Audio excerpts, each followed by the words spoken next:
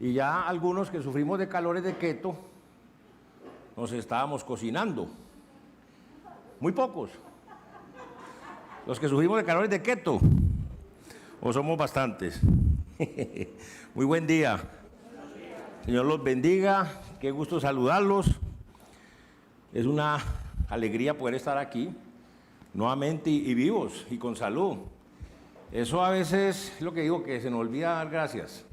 Cada día. Y a veces estamos pensando que nos lo merecemos. Y antes que Dios nos debe dar gracias por venir a escuchar su palabra. Oh Señor, no se te olvide darme gracias. Sabiendo que es un regalo tremendo. Y yo lo que le quiero dar a usted esta mañana aquí es la palabra de Dios, no la mía. Porque para hablar paja, mejor no. Entonces, recuerden, algunos de pronto que hace 8 días, no sé si están conectados o no, pero estamos hablando de un temita muy interesante y ese tema se llama nuestra realidad. Y la realidad es que estamos viviendo en un mundo perdido. Dijimos que por esa razón nosotros hemos de mirar alrededor y considerar cuán lejos de Dios está viviendo la raza humana, cada ser humano, y cómo están muriendo los hombres perdidos, condenados, porque mueren en sus delitos y en sus pecados. Pero nosotros los creyentes, los que somos creyentes, contamos con un Dios poderoso. Y por esa razón decíamos que no solamente hemos de mirar alrededor, sino ahora hemos de mirar arriba, para buscar y poner la mira en las cosas de arriba y no en las de la tierra. Eso es una exhortación para los creyentes. Y por último, los cristianos tenemos un Rey perfecto, por lo que llenos de esperanza, entonces debemos mirar hacia adelante para avanzar con firmeza, para avanzar con paso firme.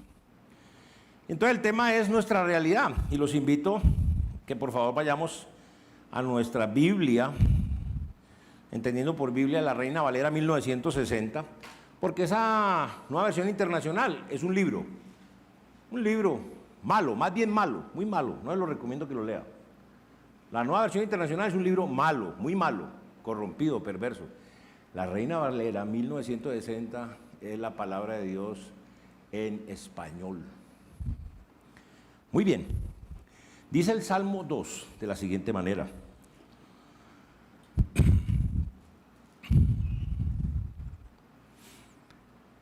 ¿Por qué se amotinan las gentes y los pueblos piensan cosas vanas? Se levantarán los reyes de la tierra y príncipes consultarán unidos contra Jehová y contra su ungido, diciendo: rompamos sus ligaduras y echemos de nosotros sus cuerdas. El que mora en los cielos se reirá, el Señor se burlará de ellos. Luego hablará a ellos en su furor y los turbará con su ira. Pero yo he puesto mi rey sobre Sión, mi santo monte. Yo publicaré el decreto. Jehová me ha dicho: mi hijo eres tú, yo te engendré hoy. Pídeme y te daré por herencia a las naciones y como posesión tuya los confines de la tierra. Los quebrantarás con vara de hierro, como vasija de alfarero lo desmenuzarás. Ahora pues, oh reyes, sed prudentes, admitid amonestación, jueces de la tierra. Servid a Jehová con temor y alegraos con temblor. Honrad al Hijo, para que no se enoje y perezcáis en el camino, pues se inflama de pronto su ira. Bienaventurados todos los que en Él confían. Vamos a orar. Señor Jehová, Padre amado, Dios Todopoderoso, gracias te damos esta mañana por poder estar aquí en tu casa. Gracias por cada preciosa alma que tú has traído aquí y lo has permitido. Humildemente te rogamos y te pedimos, Señor, que podamos escuchar tu voz. Que la exposición de tu palabra y la obra poderosa y preciosa del Espíritu Santo nos dé entendimiento y comprensión de tu palabra para poder tomar decisiones y ojalá sean las correctas delante de ti. Padre, obra en todo y en cada uno, unos para salvación y el resto para santificación, Padre. Te lo pedimos, te lo rogamos y te damos gracias en nombre de tu Hijo, nuestro Señor y Salvador Jesucristo. Amén. Muy bien, nuestra realidad. Y lo primero que vimos, que simplemente va a hacer un repaso, fue que un mundo totalmente perdido. Los primeros 3 versículos, en el primero vimos la inconformidad del mundo, porque decía, ¿y por qué se amotinan las gentes y los pueblos piensan cosas vanas? Vimos cómo las personas del mundo se sublevan contra Dios, específicamente contra la autoridad de Dios, pensando cosas vanas, cosas que no son reales, cosas huecas, cosas vacías, cosas que no tienen solidez. El mundo vive inconforme, vive con una actitud hostil hacia el orden establecido por Dios. El mundo está contra la autoridad de Dios. El hombre natural no quiere humillarse, no quiere reconocer, no quiere someterse a Dios, no quiere someterse al dueño de esta creación. El hombre quiere vivir de acuerdo a su opinión, de acuerdo a su prudencia. El hombre quiere dejar de lado la sabiduría de Dios. Lo otro que vimos fue la arrogancia del mundo. En el versículo 2, se levantarán los reyes de la tierra y príncipes consultarán unidos contra Jehová y contra su ungido, diciendo. Además vimos cómo los reyes y los príncipes del mundo se sublevan, promoviendo sentimientos de protesta contra Dios y contra Cristo. Y esta porción, ahí vemos la arrogancia del mundo. ¿Por qué? Porque el mundo está lleno de soberbia, de vanagloria y de rebeldía. Lo tercero que vimos en este primer aspecto fue la rebelión del mundo, porque dice el versículo 3, rompamos sus ligaduras y echemos de nosotros sus cuerdas. También vimos que tanto los reyes, así como los príncipes del mundo, no se someten a Dios. ¿Por qué? Porque quieren romper todo nexo o relación con Dios. Quieren vivir unas vidas completamente independientes, unas vidas apartadas de Dios. Quieren hacer su propia voluntad, no la voluntad de Dios. Quieren hacer su voluntad andando en arrogancia, envanecidos en sus pensamientos, en sus actitudes y por supuesto en sus acciones. Y esto hace que ellos tengan una capacidad para comprender las cosas totalmente cegada, totalmente nublada, por lo que viven unas vidas diametralmente opuestas a la vida que Dios espera que vivan. Tanto la inconformidad, así como la arrogancia y además la rebelión de este mundo perdido, los ha llevado al punto de dudar del Dios vivo y verdadero. Imagínense. Gravísimo. El segundo aspecto, para hacer también un repaso, es un Dios todopoderoso. Entonces, ya hemos dicho que lo primero es mirar hacia alrededor, no podemos ignorar este mundo como es. Ahora, el segundo es que nosotros mirar hacia arriba. ¿Por qué? Tampoco podemos ser ignorantes, mucho menos indiferentes, dejando de reconocer el Dios vivo y verdadero que nosotros tenemos. Lo primero que vemos allí es que el Señor se burla de los hombres rebeldes. Y eso es importante entenderlo, porque no es que Dios se burle de toda la raza humana, no, de los rebeldes. Versículo 4, el que mora en los cielos se reirá, el Señor se burlará de ellos. La palabra de Dios nos dice que nuestro Dios todopoderoso, que mora en los cielos, está en su santo templo, sentado en su trono. Y Él está examinando, investigando con diligencia y mucho cuidado a cada ser humano que vive sobre esta tierra. O sea que nadie se escapa a su vista, nadie. Cuando Dios mira a los hombres perdidos del mundo y sabiendo cuál es la condición de ellos tan grave y delicada, tan terrible, y a pesar de eso el Señor dice, ve su inconformidad, ve su arrogancia, su rebelión, que los lleva a dudar de Él, que quiere todo lo bueno para la raza humana, es cuando el Señor se burla de ellos. Porque el Señor ve que se acerca el día de la tragedia de ellos y ve cómo los hombres, a pesar de que Él les ofrece todo y les ofrece la sabiduría, los hombres prefieren las cosas absurdas, poco inteligentes, que por eso andan engañando y mintiéndose unos a otros y pretendiendo burlarse de Dios. Son faltos de prudencia, sin sentido común, sienten repugnancia por conocer la doctrina, la sabiduría, el conocimiento de Dios. Y a pesar de todo esto, Dios es tan misericordioso que los llama a que se vuelvan a Él, a que reciban la amonestación que Él les está haciendo. Pero ¿sabe qué pasa? Muchos de los hombres no quieren oír. No quieren recibir la corrección de Dios. Lo segundo, el Señor se enoja con los hombres rebeldes. Vuelvo ya claro. Versículo 5. Luego hablarán a ellos en su furor y los turbarán con su ira. Discúlpeme, lo pongo en silencio. Y los turbará con su ira. Entonces el Señor se enoja. Vimos que cuando nosotros hablamos del amor, las bendiciones, la misericordia de Dios, todos los seres humanos les encanta, todas las personas les encanta. Pero cuando se habla de la justicia, la verdad, del juicio venidero, del infierno, de las maldiciones de Dios, empezamos a quejarnos y a molestarnos. Recordemos que Dios reconoce única y exclusivamente a dos clases de personas sobre esta tierra, no más. Al justo, y es el que hace lo bueno a los ojos de Él. No lo que a usted le parezca, o a aquel o a mí, no, lo que a Él, para Él es bueno, ese es el justo. Y al injusto, el que hace lo que es malo a los ojos de Él. No hay más. Y lo increíble, veíamos, es que el que hace lo malo, es decir, no hace la voluntad de Dios en su vida, ni se somete, ni mucho menos lo obedece, pues ni se diga que ni lo sirve, curiosamente habla de las leyes de Dios con su boca. Y además toman el pacto de Dios, pero, eso sí, hasta ahí no más, porque aborrecen la corrección de Dios. Echan tras sus espaldas la palabra de Dios, aunque la reciten, ni la creen, ni mucho menos la viven. Los hombres que hacen lo malo delante de Dios, los injustos, son los que se olvidan de Dios, y por eso el Señor les habla en su furor y los turba con su ira. Y lo último que hemos visto es que el Señor se afirma sobre su trono en el versículo 6. Pero yo he puesto mi rey sobre Sión, mi santo monte.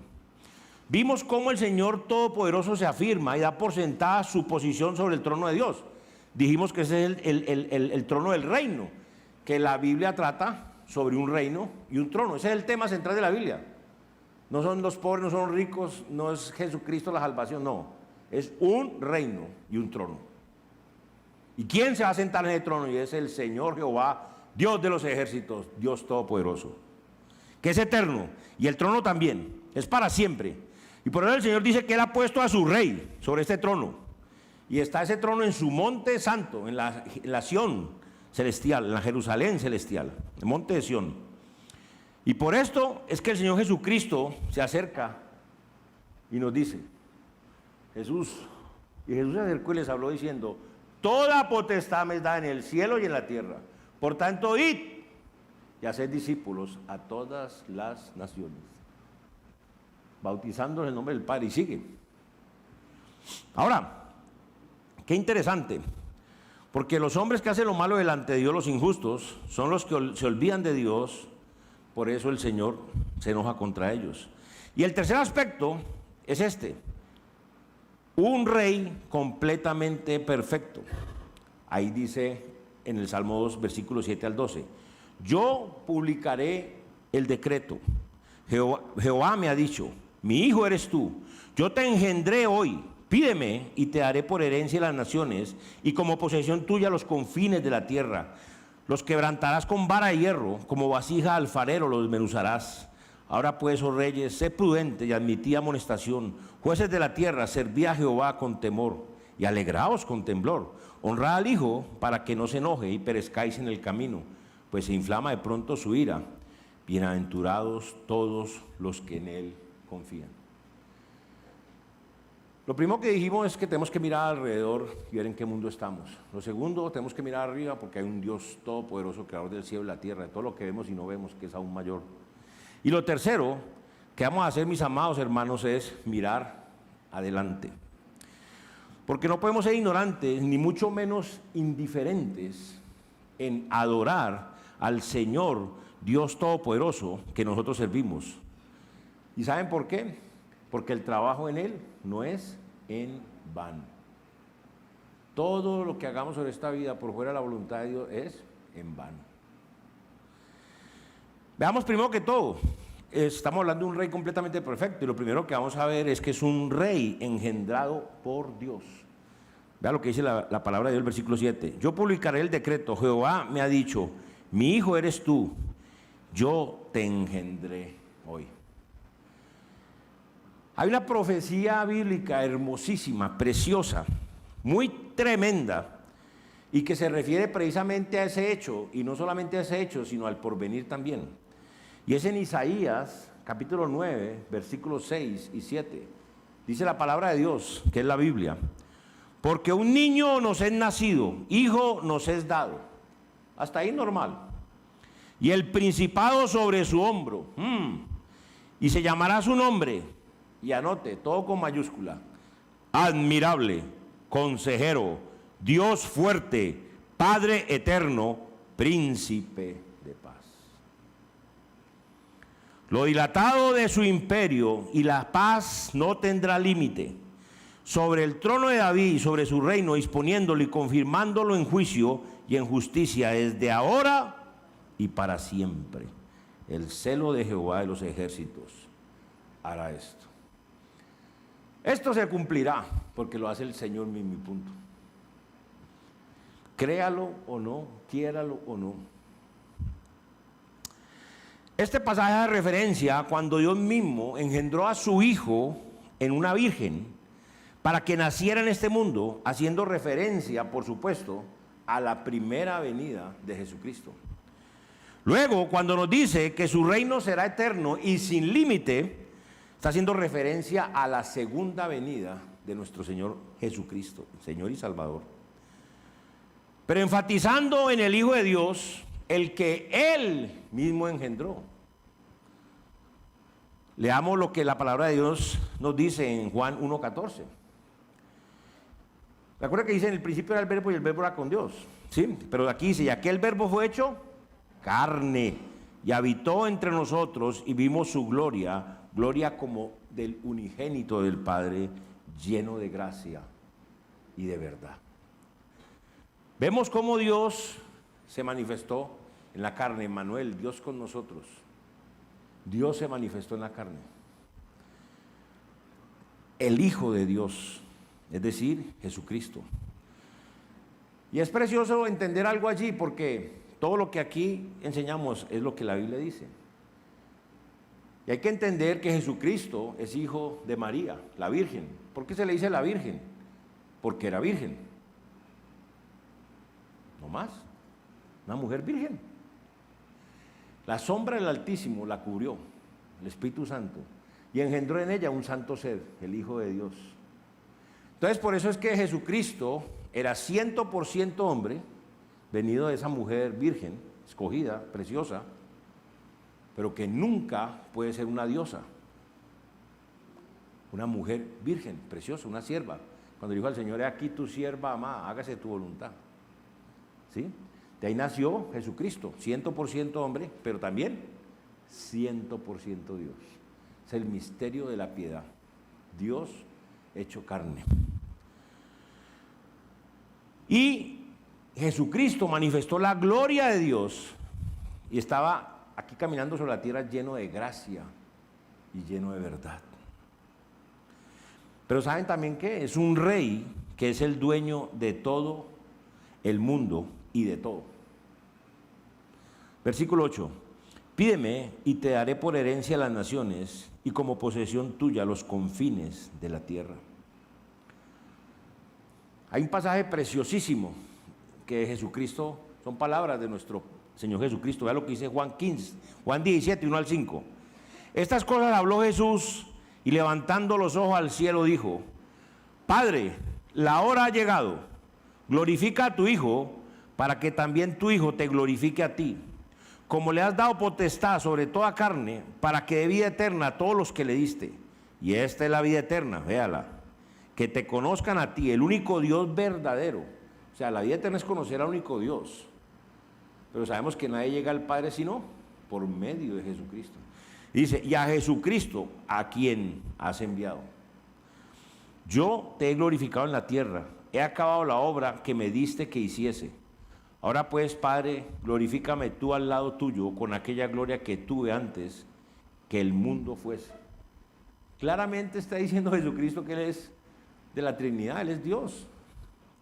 Pero bueno, el Señor Jesucristo pudo haber recibido las naciones sin sufrimiento, si se hubiera sometido a la voluntad del diablo. Porque cuando el diablo le ofrece todas las naciones de la tierra, el diablo las tiene, porque Dios le permitió que las tuviese. ¿Por qué? Porque todos los hombres han fallado, todos los hombres. Por eso vino Jesucristo, Dios hecho carne. Ahora, pero Jesús, si Jesús hubiera hecho, ¿qué hubiera pasado? Se hubiera colocado fuera de la voluntad del Padre. Pero el Señor entonces se sacrificó en la cruz del Calvario para que los llamados reciban la promesa de la herencia eterna, porque el Señor Jesucristo sabía que esa obra redentora iba a ser ahora la forma en cual la raza humana podría restablecer su comunión, su relación con Dios y restaurar la imagen de lo que se ha perdido en el hombre, que es la imagen de Dios. Cristo pagó en la cruz el precio de todos los pecados de todos los seres humanos, para que los que se arrepientan y tengan fe en Él, reciban ¿qué? La vida eterna. Muy importante entender eso, porque es como si yo le ofrezco a usted mi amistad, pero usted la rechaza, entonces ya no somos amigos. Yo no soy nadie, pues, pero el Señor le ofrece a ti la salvación. Si tú la rechazas, Él no puede hacer nada. El Señor Jesucristo glorificó a Dios el Padre por medio de acabar la obra que el Padre le dio de hacer, porque el Padre lo envió a que hiciera esa obra. Ahora Cristo venció sobre todo principado y potestad. El Señor Jesucristo es ahora el dueño de todo el mundo y de todo lo que existe, porque lo despojó a los principados y a las potestades y lo hizo en la cruz del Calvario. Entonces es el dueño de todo. Es Dios. ¿Qué más? Es un rey que es quebrantador, pero no destructor. Vea lo que dice el versículo 9. Los quebrantarás con vara de hierro, como a vasija de alfarero los desmenuzarás. Ahora, mire, para que entendamos esto, mire lo que dice Mateo 21, 42 al 44. Jesús les dijo, ¿nunca leísteis en las Escrituras? La piedra que desecharon los edificadores ha venido a ser cabeza del ángulo. El Señor ha hecho esto, y es cosa maravillosa a vuestros ojos. Por tanto os digo que el reino de Dios será quitado de vosotros y será dado a gente que produzca los frutos de él. Y el que cayere sobre esta piedra será quebrantado. Y sobre quien ella cayere, lo desmenuzará. Jesucristo es la piedra, es la roca que desecharon los edificadores, los hombres religiosos que creen ser los poseedores de la verdad. Es decir, los hombres que enseñan que la salvación es por medio de las obras y no por la gracia de Dios, por la fe, por medio de la gracia. Son los que han desechado a Jesucristo. Recordemos lo que la Biblia nos dice en Efesios 2, 8, 9. Porque por gracia sois salvos, por medio de la fe. Y esto no de vosotros, pues es don de Dios. No por obras, para que nadie se gloríe. Ahora, qué tremendo, porque cuando el Señor Jesucristo murió en la cruz del Calvario, Él derramó una cosa hermosa, que se llama la gracia de Dios. Y todo aquel que esté en esa gracia, es salvo por gracia. Pero para poder llegar a esa gracia hay que pasar por medio de un puente, que es el puente de la fe. Y lo curioso de la fe, que es que no es cuando usted amanece con ganas, dice, oh, veo y me siento como con fe. No, señor. La fe es un don de Dios. ¿Qué quiere decir eso? Que solamente Dios la da. ¿Y cuándo la da? Cuando tú escuchas el Evangelio. y te arrepientes de todos tus pecados para con Dios, le pides perdón y después pones la fe en el Señor Jesucristo. Cuando usted se quebranta escuchando el Evangelio, Dios ve el corazón, porque el único que ve el corazón es Dios, y Él te da esa fe necesaria para que te salves. Ahora, hoy en día nos salvamos por gracia, es el perdón gratuito de nuestros pecados. Es decir, Dios nos da lo que no merecemos. Escuche bien, nos da lo que ¿qué? No merecemos. Porque lo que merecemos es otra cosa. ¿Sí? Y nos lo da si tenemos fe. Es decir, si le creemos a Él lo que Él dice de nosotros. Y lo primero que Dios dice de nosotros es que no hay justo ni aún uno. No hay quien haga el bien y nunca peque. ¿Ok? Somos pecadores. Primera de Juan 3:4. Pecado es quebrantar la ley de Dios. Entonces, ¿qué? Hemos quebrantado la ley de Dios ¿cuántas veces? Incontables veces. Y lo tremendo es que usted la tiene escrita en su corazón y fuera de eso tiene conciencia. Entonces usted, ¿cómo se va a engañar usted mismo? Usted puede engañar a cualquiera, pero usted lo sabe. Ahora, hemos ofendido a Dios y por eso nos constituimos como enemigos de Dios. Y si morimos en esta triste condición, no nos espera sino el infierno por la eternidad. Pero si le creemos a Dios, porque no solamente creer en Dios los demonios creen más que cualquiera de nosotros aquí.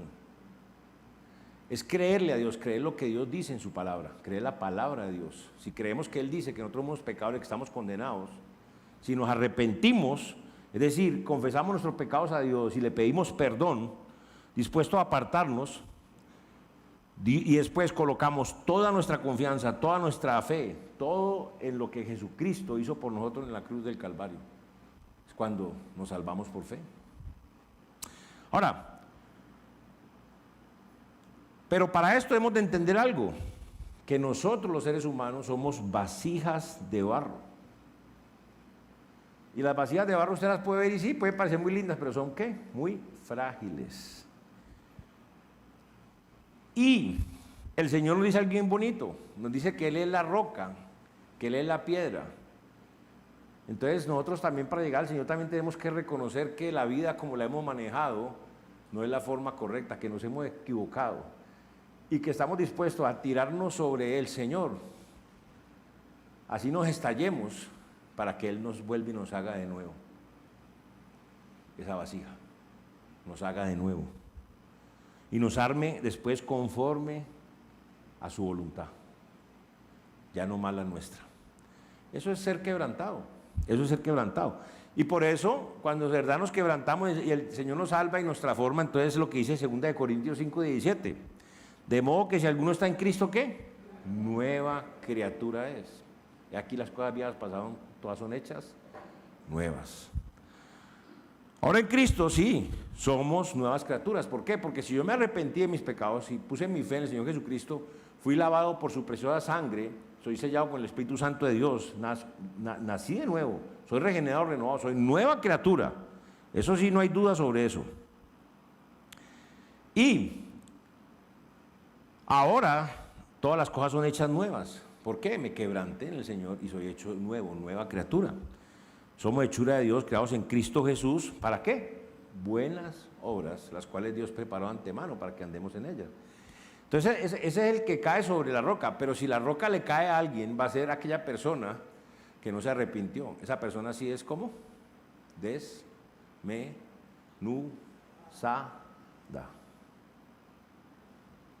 Ok, sigamos. Un rey que nos amonesta. Un rey que nos amonesta. Ve lo que dice el versículo 10. Ahora pues, oh reyes, sed prudentes, admitid amonestación, jueces de la tierra. A ver, mis amados hermanos, mis estimados amigos, habiendo Dios dado a conocer claramente su voluntad para con nosotros los hombres, seamos justos o injustos, es por eso que ahora nos amonesta, nos exhorta a ser razonables. Vea lo que dice Jeremías 6:8. Corrígete, Jerusalén, para que no se aparte mi alma de ti, para que no te convierta en desierto, en tierra inhabitada. Wow, corrígete. Qué palabra más interesante. Dios amonestó a Jerusalén. ¿Para qué? Para que no se apartara de él, sino que al contrario, se corrigiera y se acercara a él, para que no viniera sobre ellos su ira por causa de su desobediencia, rebeldía, todo lo que hemos visto.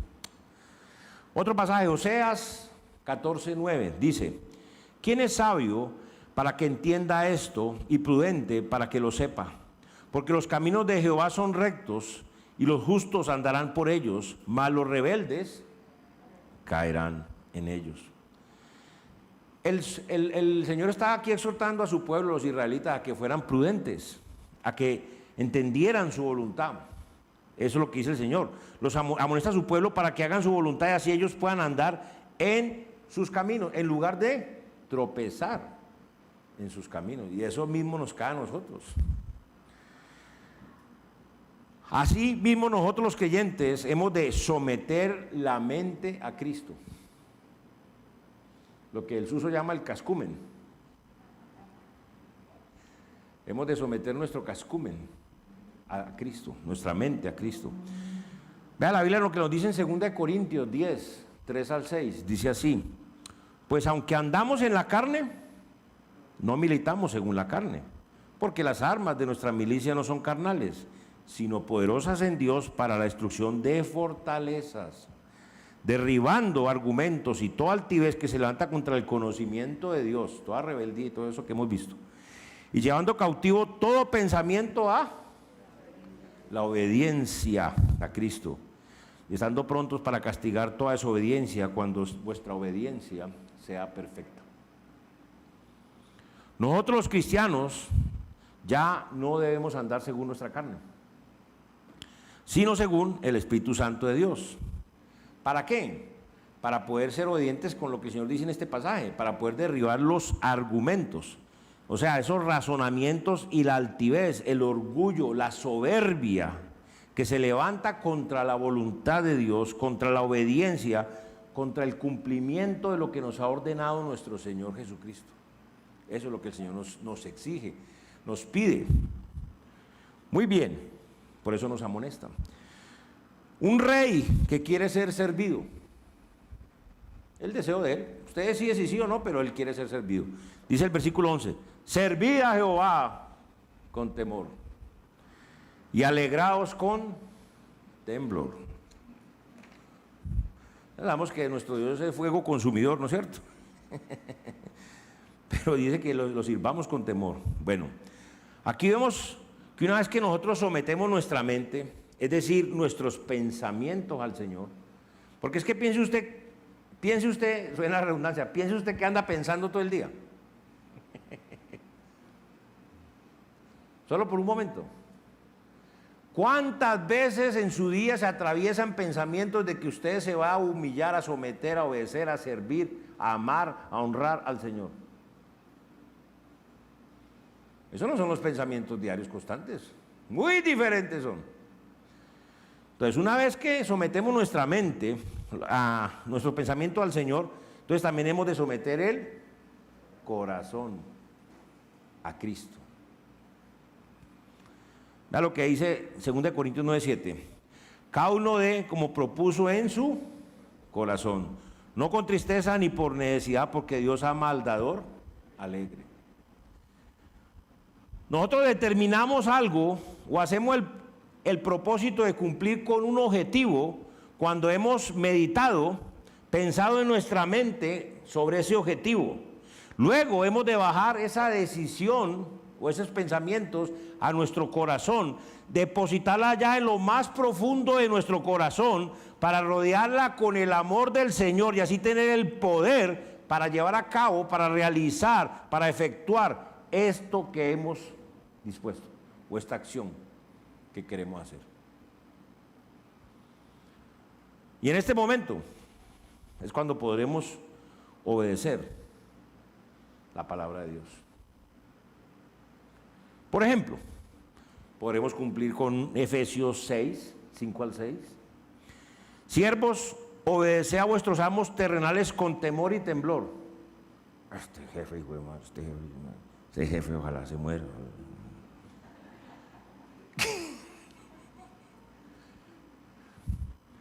Siervos, obedeced a vuestros amos terrenales con temor y temblor, con sencillez en vuestro corazón, como a Cristo, no sirviendo al ojo como los que quieren agradar a los hombres, sino como siervos de Cristo de corazón, haciendo la voluntad de Dios. O como por ejemplo este otro pasaje, Colosenses 3, 22 al 24. Siervos, obedeced en todo a vuestros amos terrenales, no sirviendo al ojo como los que quieren agradar a los hombres, sino con corazón sincero, temiendo a Dios. Y todo lo que hagáis, hacedlo de corazón, como para el Señor, no para los hombres, sabiendo que el Señor recibiría la recompensa de la herencia, porque a Cristo el Señor servís. Y no solamente a los amos fáciles de obedecer, sino a los difíciles y tremendos. Un ejemplo, un jefe difícil y terrible. Esto dice la palabra de Dios, lo que adorna, lo que atrae las personas hacia la doctrina de Cristo. Nosotros ahora servimos al Señor Jesucristo, somos sus embajadores en esta tierra, imagínense. Estamos aquí para anunciar las virtudes de aquel que nos llamó de las tinieblas a la luz. Para eso estamos sobre esta tierra. Ahora hemos de acercarnos al Señor con un corazón sincero, en plena certidumbre de fe, con corazones rectos, sin doblez, para servir a nuestro Señor de hecho y en verdad, porque Él es nuestro Rey, nuestro Señor y nuestro Salvador. Hermanos, nosotros los creyentes, los salvos, los hijos de Dios ahora en Cristo hemos recibido un reino inconmovible. Tengamos gratitud, seamos agradecidos con Dios y mediante esa gratitud para con Dios, entonces sirvámoslo, agradándole con temor y reverencia en todo. Porque sobra decirlo, pero Dios es fuego consumidor. O sea, con Él no se juega. Hermano, pongamos la mano en el corazón, cada uno de nosotros, seamos honestos y pensemos con cabeza fría. ¿Qué representa? Estoy poniendo una situación para que usted piense con cabeza fría y con la mano en el corazón. ¿Qué representa una persona que ha sido redimida, salvada, comprada con la sangre de Jesús, rescatada de las tinieblas por el poder de Dios, pero que aún así no quiera obedecer ni servir al Señor, no quiera participar de su obra, no quiera apoyar su obra, no quiera testificar a otros, no quiera edificar a otros? ¿Qué pensaríamos,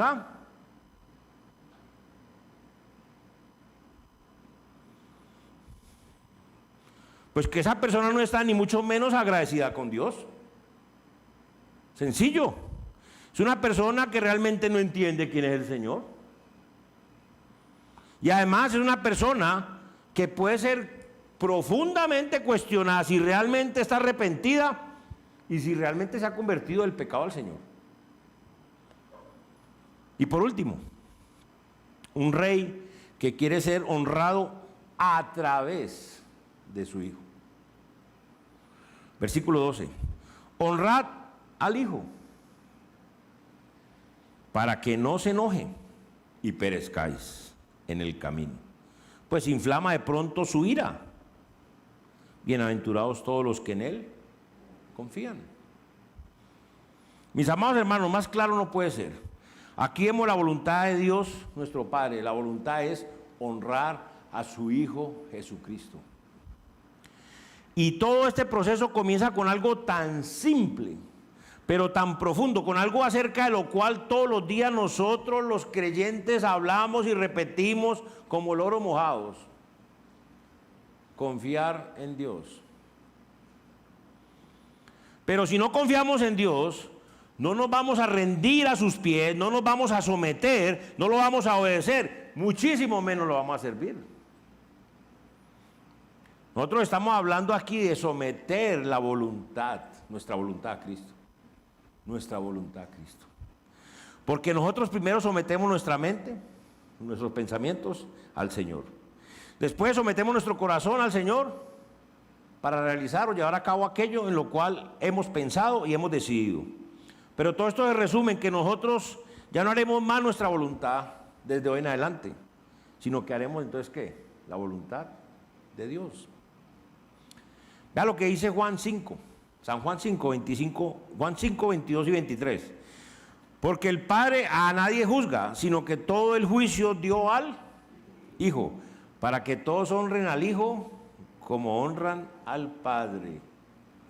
El que no honra al Hijo, no honra al Padre que lo envió. ¡Wow! Usted puede hablar mucho de Dios. Y es que hay Dios con D mayúscula y Dios con D minúscula.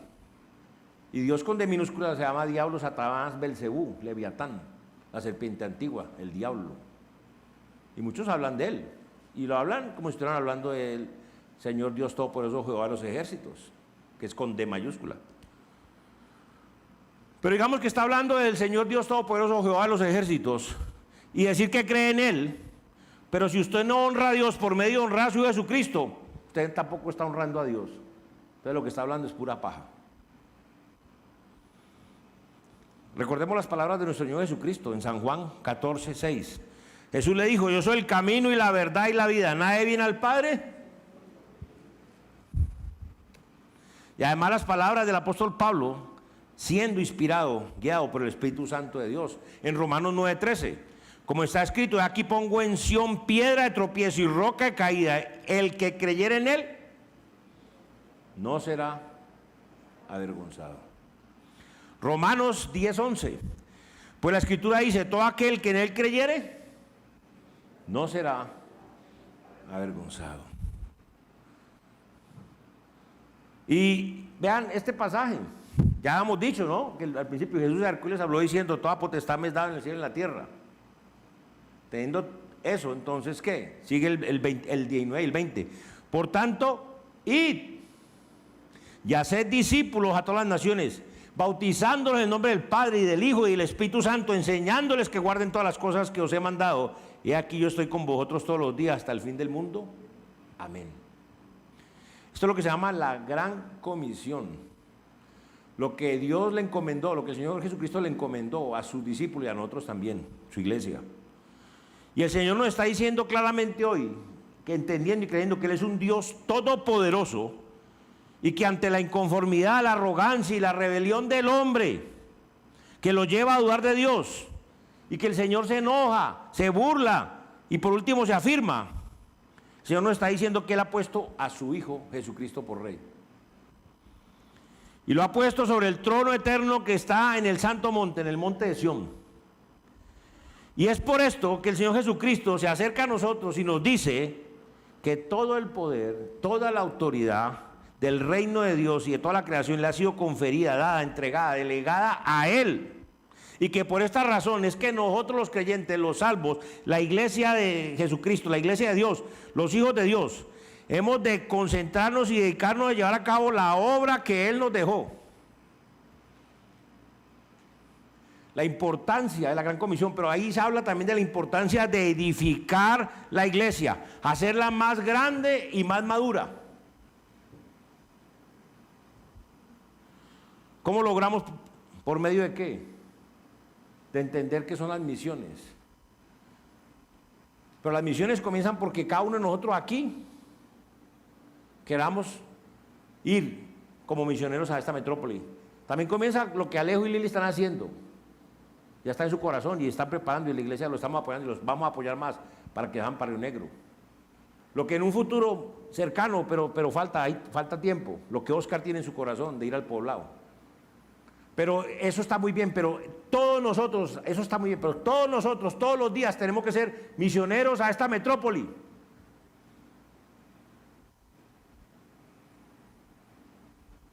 Hay algunos que dicen que solamente pueden ser misioneros en Miami o en Dubái.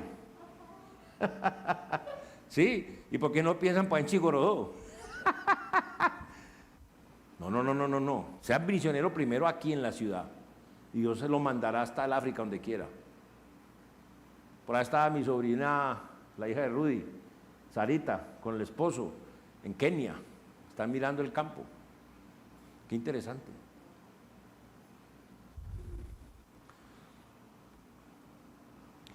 Pero también tiene que ver con el evangelismo, mis hermanos. Y es aumentar el número de seguidores de Jesucristo. No de religiositos, no, de verdaderos seguidores de Jesucristo, que han sido salvos por medio de la ley, la gracia y la cruz de Cristo. Pero para eso tenemos que evangelizar. Y la pregunta obvia sale de ahí, ¿estamos evangelizando? ¿Cuántos evangelizaste esta semana pasada? Pero devuélvase, tiene que empezar porque todas las mañanas comiences pensando que tú eres ¿qué? Un embajador de Cristo, que tú tienes encargado, cada uno de nosotros hemos encargado del ministerio de la reconciliación, y que fuera eso tenemos en nuestras manos la palabra de la reconciliación, y que tenemos delegado el poder y la autoridad de ser embajadores de nuestro Señor. Podemos hablar del evangelio a cualquier persona y debemos de hacerlo. Siempre la semilla. ¿A quién le toca convencerlo? ¿A usted? No, al Señor. Pero usted y yo tenemos que ¿qué? Tire la semilla parejo, a ver qué nace. Señor, tire la semilla. Esa es mi parte, ya verás tú qué hace, Señor. Pero si no tiramos la semilla, estamos esperando que el Señor tire la semilla, ¿o qué? No, nos toca la semilla a nosotros y el Señor es el que hace el resto. Después, las personas que ganemos, esas personas debemos ¿qué? Discipularlas. Y mucho cuidado con lo que es discipulado. Quiero que esto quede claro hoy. Discipulado no son 16 lecciones que usted coge a enseñarle a una persona, eso no se llama discipulado. El discipulado se hace dentro del contexto de la iglesia bíblica local. Lo demás es loma. Lo que no se hace dentro del contexto de la iglesia bíblica local no es discipulado. Usted puede estar enseñando lo que quiera, pero es más, Dios no le va a bendecir eso, y se lo digo. Discipulado es que a una persona a Cristo, traerla a la iglesia y discipularla dentro del contexto de la iglesia. Lo que el Señor está haciendo. Si ya la iglesia delega una obra y si hay en esa obra de allá se discipula, eso se llama discipulado. Porque está cubierto por la autoridad de la iglesia bíblica local. Pero el discipulado es dentro de la iglesia. Escúcheme, si tiene un grupo de personas, esas personas no se congregan en la iglesia y usted les quiere discipular, usted verá si es necio y necia. Pero Dios no le va a bendecir eso.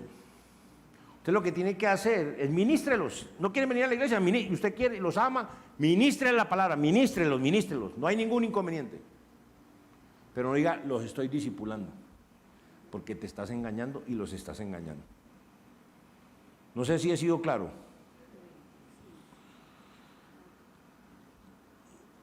Discipulado es enseñar la doctrina a los santos, capacitar, equiparlos, perfeccionar a los santos. ¿Para qué? La obra. Tienen que aprender ese versículo. Perfeccionar a los santos para la edificación. ¿Para qué? Perfeccionarlos para la edificación de la obra del Señor, el cuerpo de Cristo. Entonces enseñarlos, los va a perfeccionar todo. ¿Para qué? Para que la iglesia crezca. Le hace Efesios 4, 11 al 16, plena mención de la iglesia bíblica local. Ahí está. Ahora, perfeccionar a los santos, capacitarlos. Todo, bueno. Todo esto lo debemos hacer en el poder del Señor, no en nuestras fuerzas. Importantísimo, hermano, tenemos la oración los miércoles. Tenemos lo que debemos llamar iglesia en acción, que aún no lo hemos retomado, pero que cada uno de nosotros debe ser un creyente en acción. Todos los días, si tiene una oportunidad, evangelice, entregue tratados, háblele a la gente del evangelio, compártale. Tenemos los discipulados, tenemos el desarrollo del liderazgo, bueno, tenemos muchas cosas, pero lo importante es servir al Señor.